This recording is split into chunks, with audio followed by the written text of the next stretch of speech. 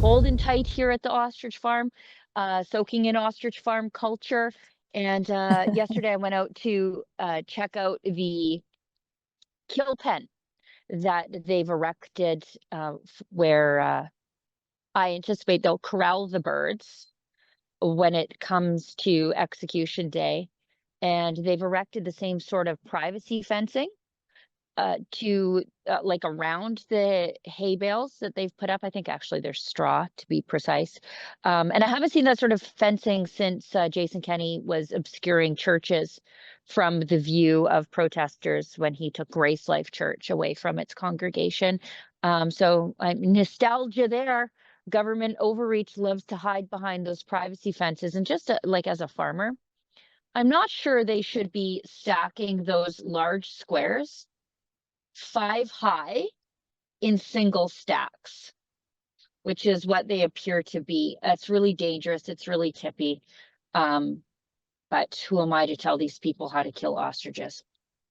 Yeah, and you say when the cull happens. So I want to point back if and when the cull happens, Yes. because the crazy thing about this story is that the CFIA, the Canadian Food Inspection Agency, has taken over the pen and the areas where the ostriches live and congregate. Yeah.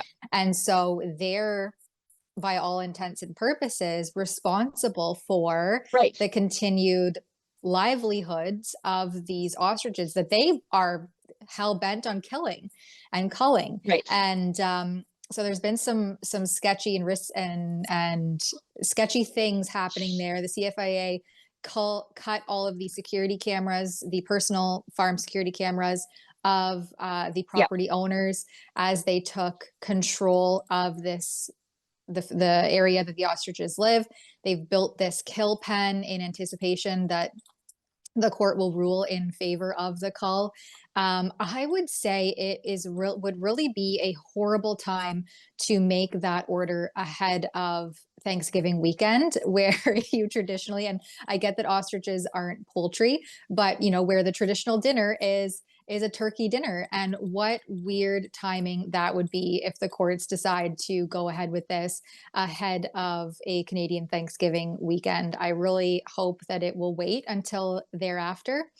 But as it waits, this just bleeds taxpayer resources Oh, into the CFIA, who's taken aggressive and overreaching measures to assert their dominance over the property rights and the animal rights of these farmers and their ostriches.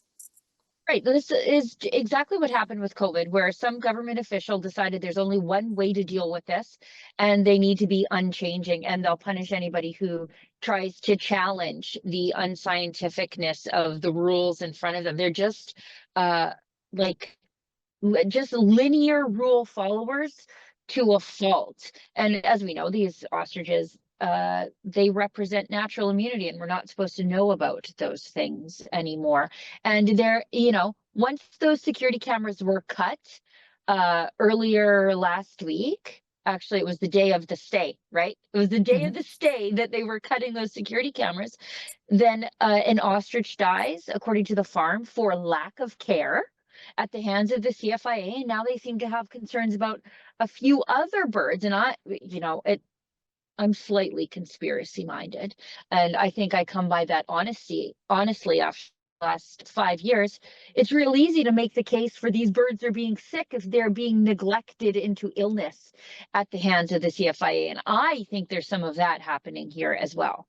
100, absolutely. And imagine the narrative that would be able to be painted unquestionably if we didn't have boots on the ground at the farm through independent media like Rebel News and others who are, you know, saying, you know, we're not going to let the other side of this story go untold.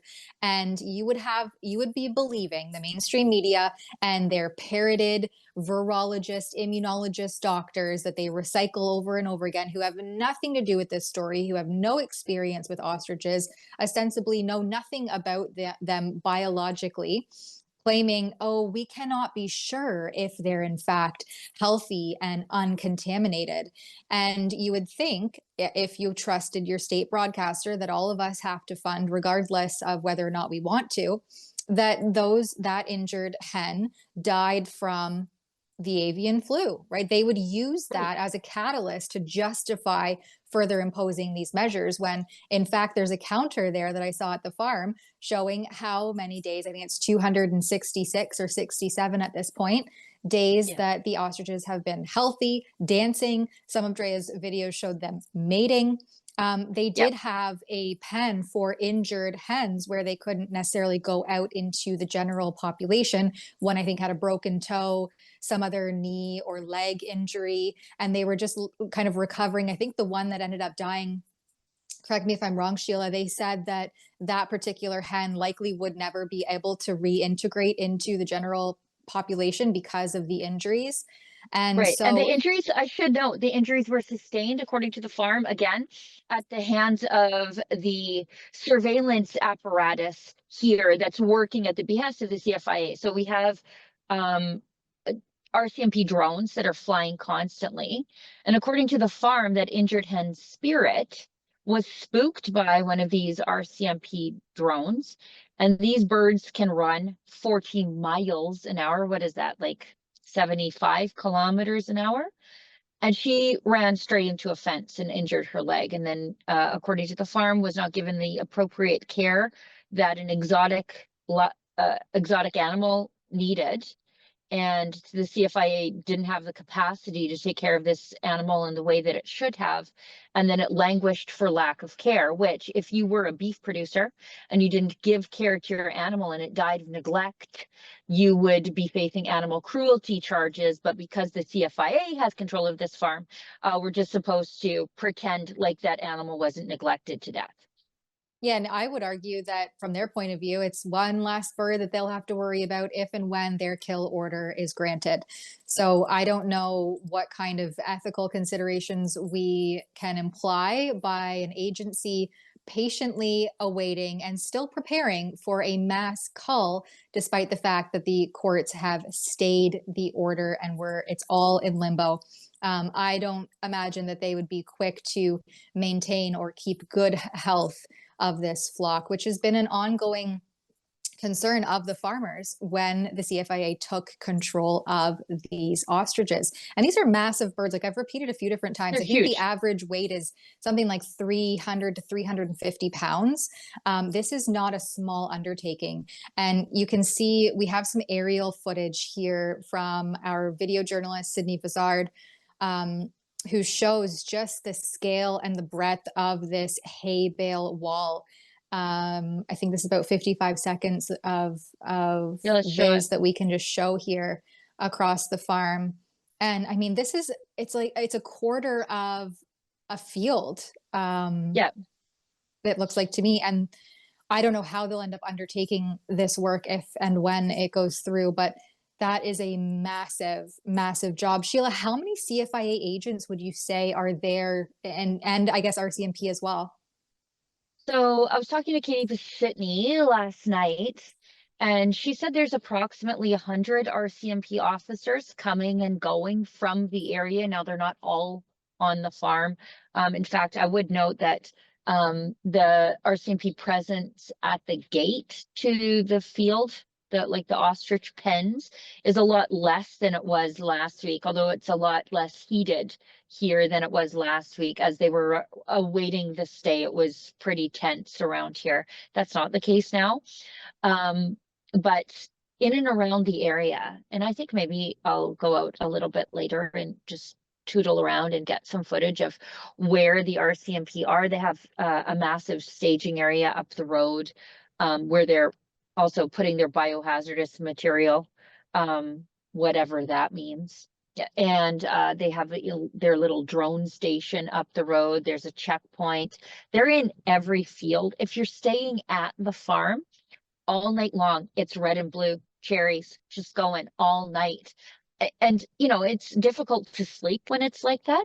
Imagine what that's like for the birds who Mhm. are exposed to this constant irritation at the hands of the police. Like it's day and night. Yeah, Just that's a good point because Daisy Media, I think this is about just a minute and a half Yeah. clip here. Maybe we can just show this clip from Chris at Daisy Media showing the RCMP conducting a drone crew in the night, which Yep. I thought is in contravention to, like, they have to cease operations, or perhaps it's just specific to the cull order that they can't Yeah. act between, what was it, 9 p.m. and 6 a.m. or something like that?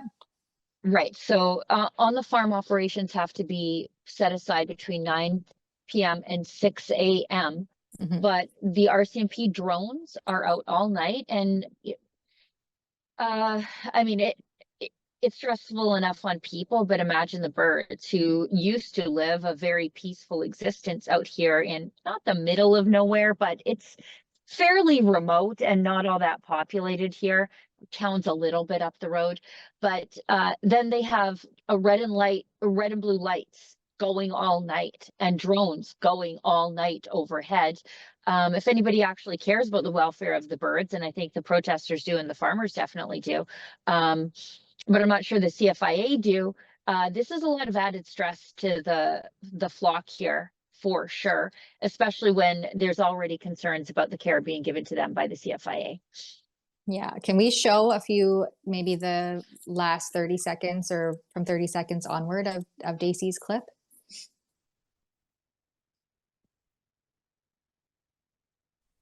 Interesting. Yeah, this is a little interesting. Like, why would there be so many drone operators at night? First of all, like generally we saw two SUVs, one drone kind of thing. One, And- 2, 3. And night ops too. Like what do they do? Like, so they probably have, I guess, like some type of night vision capability, thermal, who knows what. There's a lot of them over there though. And that's not to say that anything's afoot necessarily. It's just anomalous as to what we're used to, and curious as to what it might be. Yeah. So it's pretty dark, but the drone is at least one now in the air. Can hear the guttural ostrich sounds in the background, but that's at least the green facing. So saw the red a second ago, so it must have been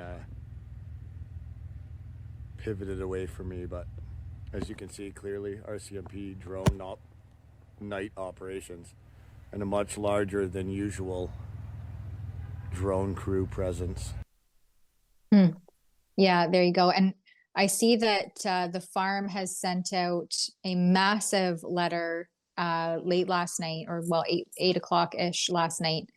And they're calling on everybody to call. They list a number here. It's from Ostrich Farm BC, and the X account is Save Our Ostriches, and with the number, call 250-870-8246. And they've called on opposition leader Pierre Poilievre, Danielle Smith, Scott Moe, Doug Ford, Tim Houston, basically all conservative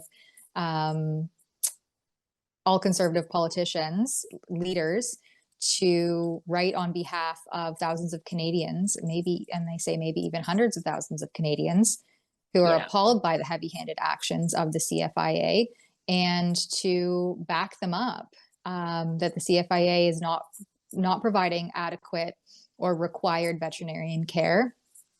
They're skirting all these pieces of legislation and jurisdiction, including animal rights, and obviously, as we know, skirting the property rights and farm rights. And so they've sent this lengthy, I won't read it all, but this lengthy letter calling on these conservative leaders to back them and call on the Liberals to pull back this CFIA order, and at the very least, wait until the court has made a decision.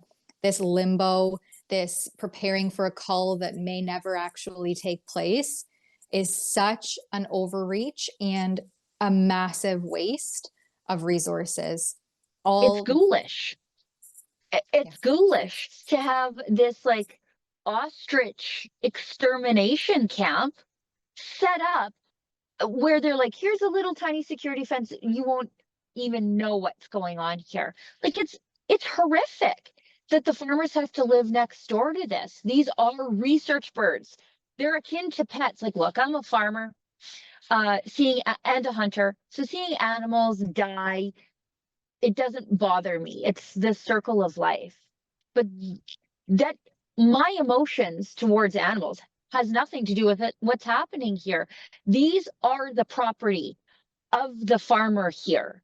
And these farmers are entitled to due process. And there's like this one size fits all garbage with the CFIA and the avian flu protocols doesn't take into consideration that what they're doing here, because as I noted earlier in a meeting we had together, they say, well, you know, this is just what happens. You know, they call it depopulating the flock, and they say, well, some farms have had to be depopulated 3 times. Some poultry barns. The average lifespan of a broiler, like your chicken breast chicken in the store, is like 6 weeks from hatching to butchery. 6 weeks. So if they get depopulated 3 times, what's that? 18 weeks worth of work.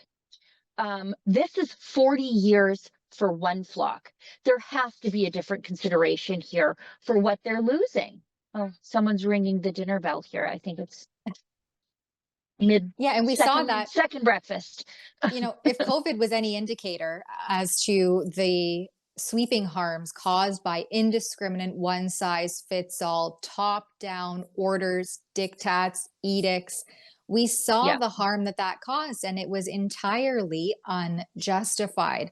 And so I think that if we don't resist this tiptoe, it's only going to continue to get worse. And the farm obviously recognizes that as well, and has taken steps and fought tooth and nail to resist the CFIA's unjustified, nonsensical call order.